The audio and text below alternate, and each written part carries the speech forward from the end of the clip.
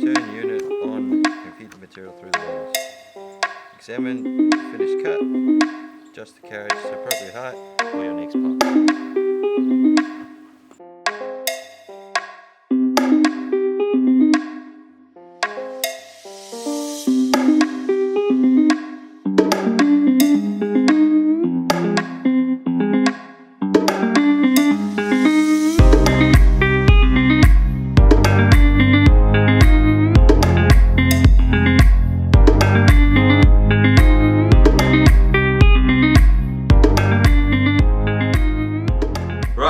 This is the Dewalt 735 Thicknesser. It's the top of the range one, and I'm going to put it through its paces in this one, so let's get into it.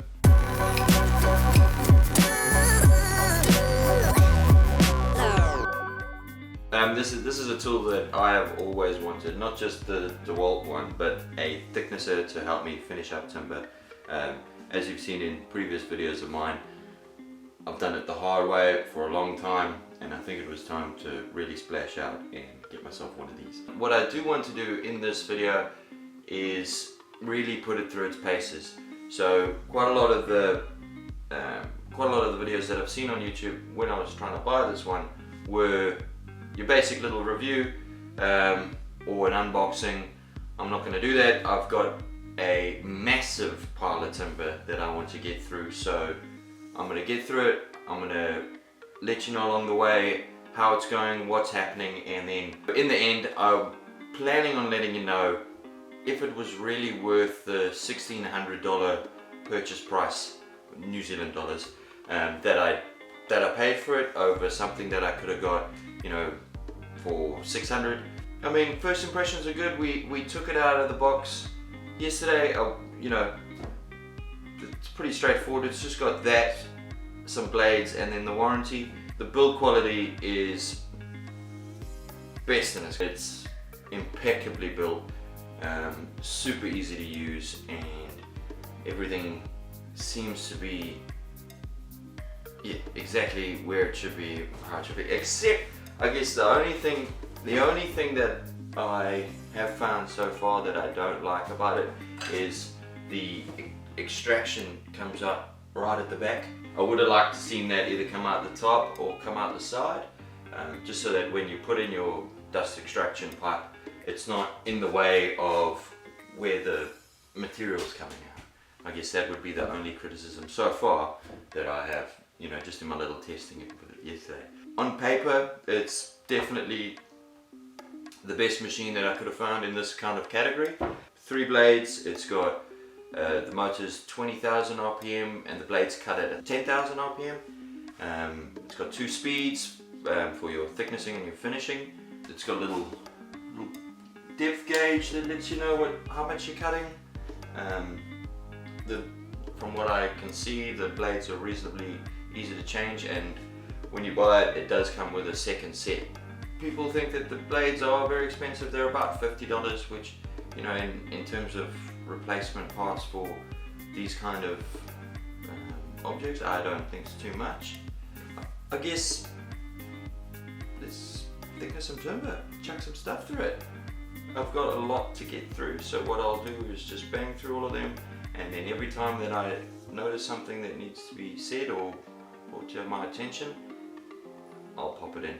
But other than that, I've got a massive pile to get through, so let's get into it. Right, so I've got it set up. This is the big pile of timber that I'm going to try to get rid of.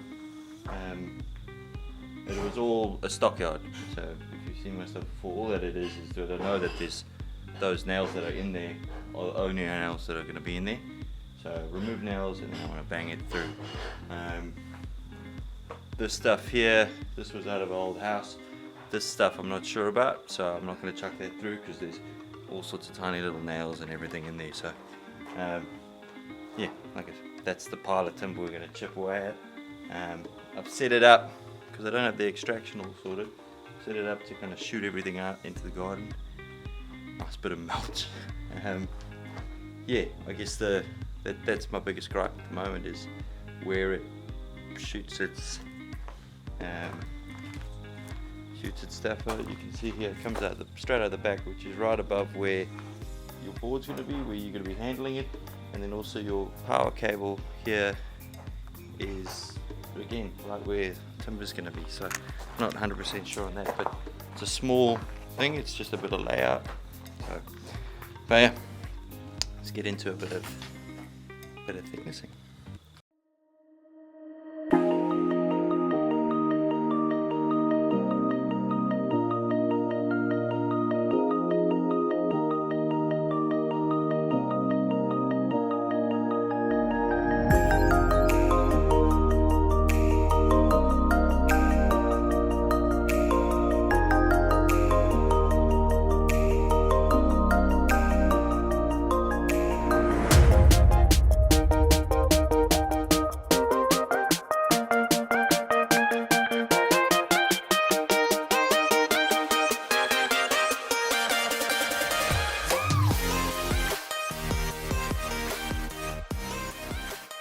I'd say I'm about halfway through everything.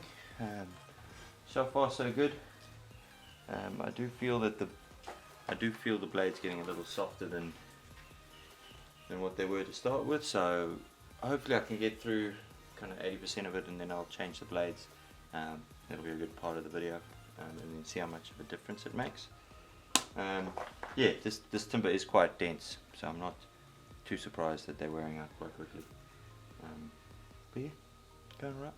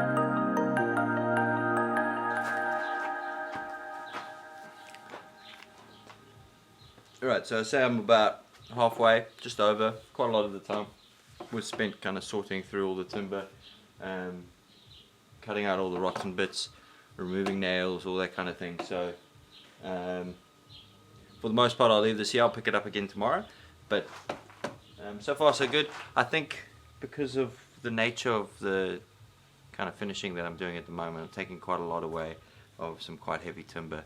It is going to wear the blade quite quickly. So first thing tomorrow I'll get in there, flip the blades over and see how big a difference it makes. It is starting to get a little slow going through some of the timber, and I can only take kind of a mil or two off. Yeah, but otherwise quite good. We'll see tomorrow how well it goes with removing and flipping the blades. I watched a couple YouTube videos on it, and it seems pretty straightforward. So. And also the kit, the box did come with a whole nother set, so I'm pretty stoked on that. So I'm not too phased on using a whole set of blades to do all this timber. There's probably 40 lineal meters of the stuff, so it's not too bad. But yeah, on to tomorrow.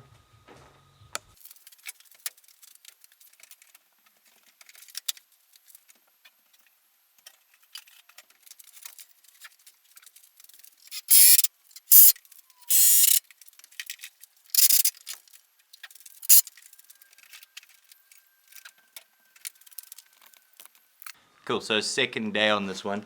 I want to blast through all this in the next couple of hours. I also said that I would flip over the blades, so I'll attempt to do that, but I want to get a few more boards through the thicknesser on these blades, just to get the most of them. Yeah, let's get into it.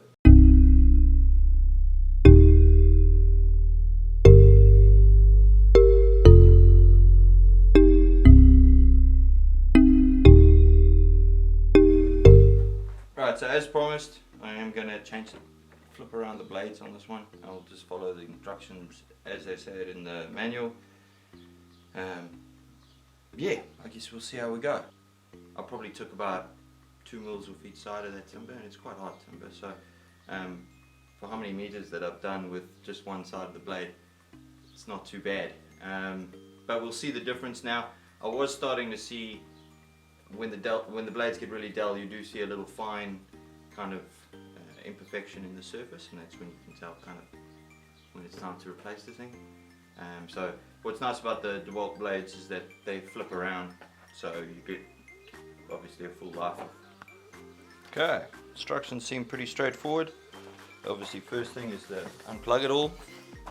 Alright, so it says use T-wrench to remove 4 screws on the top of the planer. So obviously these 4. Then it says remove the 3 wing nuts that seal the dust shroud over the cutter head. I'm sure these are these. All pretty straightforward.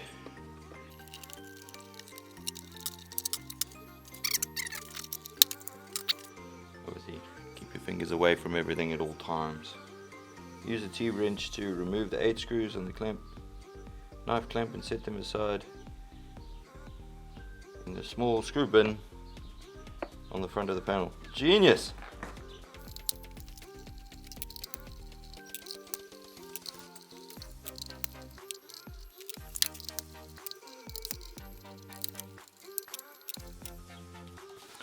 This is what I love about Dewalt.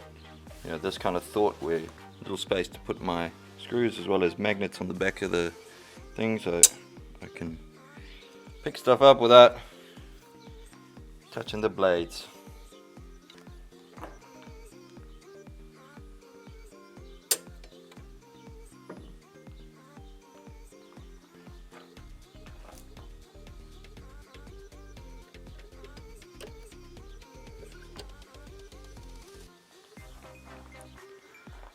Very nice. I was worried about having to align the blade and everything, but it's got these little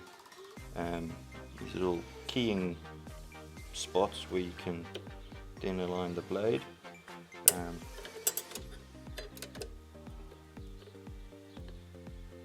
Yeah, no, very chuffed with that.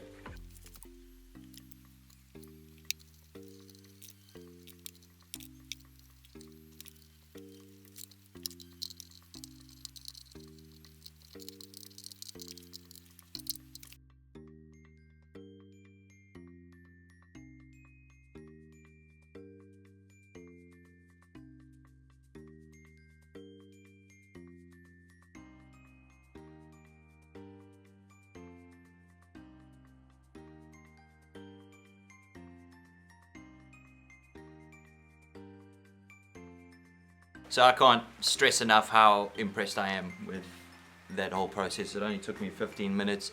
Every single little detail of the process was engineered by Dewalt so that it made it easier. I don't know, if you're thinking of buying this machine, literally because of how easy that was, that's why I'd buy it. If you've changed the bits on one of those cheaper machines before, you'll know that it's not nearly as easy as that. Yeah, that was impeccable.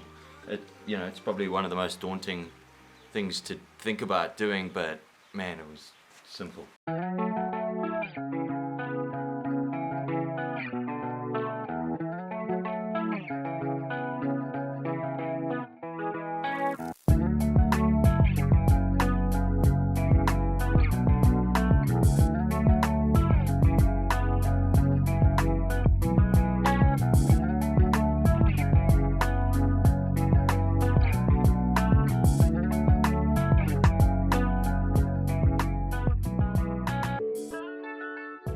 I've rated it out of 10 for 5 different categories. First category is the durability and the build quality of the machine. Absolutely 100% 10 out of 10. I've been so impressed by it. Everything from the mechanisms to the actual parts themselves. It's just been fantastic. 10 out of 10. Ergonomics. Now this is where it comes down to the usage of the tool as well as where certain bits are placed. I've given this quite a low score for what I think it should be, but 7 out of 10, mainly because where the extraction comes out is right where your piece of timber comes out. So you basically have to have it extracting straight up if you are going to be doing it, or kind of a build. It's just a bit awkward. Also the plug point, it also comes out the back, so it can get kind of caught up with the with use. So other than that, it's absolutely fantastic machine. All the knobs and bolts and bits are really good, so quite high score there. I just had to mark it down because of where the extraction is. Ease of use, I'd have to say a 10 out of 10. I was so impressed by how the blades were changed. Everything has been thought out right the way down to where you put your screws while you're changing the blades. Using the machine, it's 3 little controls, everything's so perfect. Yeah, ease of use is definitely a 10 out of 10 for this machine. Features is, you know, for the price of this machine, I expect this to be what it is. I'm giving it a solid 9. The only thing that I would have kind of liked to see is a better system to fixing it down. It's meant to be a portable machine, but basically I've got to have it bolted down or screwed in. I would have liked to have seen maybe a little clamping system or something like that. But other than that, all the features that come with this machine are just great. You know, like the material gauge works really well, gives you a good idea of how much you're removing, the different speeds, the big crank handle, the 4 pillars for the up and down movement of the machine. And also, I don't know how much I am going to use the stop, but in saying that, it's still a pretty cool piece. The last one, and this is probably, I call this one the value, so it's kind of, would I buy it if I did it again? This machine, I'm going to have to give a solid 7 or 8, maybe 8, yeah. Just because it is very expensive for what it is. It is more than twice as much as you would if you were to buy a hobby one. It is the absolute top of the line. You know, I would have probably expected the price to be probably 10-15% less than what it is, so that's why I've given it a 7 out of 10. It has just been a pleasure to work with. As with most Dewalt things, it looks like it's going to be a fixture in my shop forever. Yeah, so thanks very much for watching. I hope you really enjoyed this one. I do want to bring you a lot more reviews on some of the tools that I get and have. So make sure you subscribe. There's plenty more videos in the playlist to come, and I'll see you next time.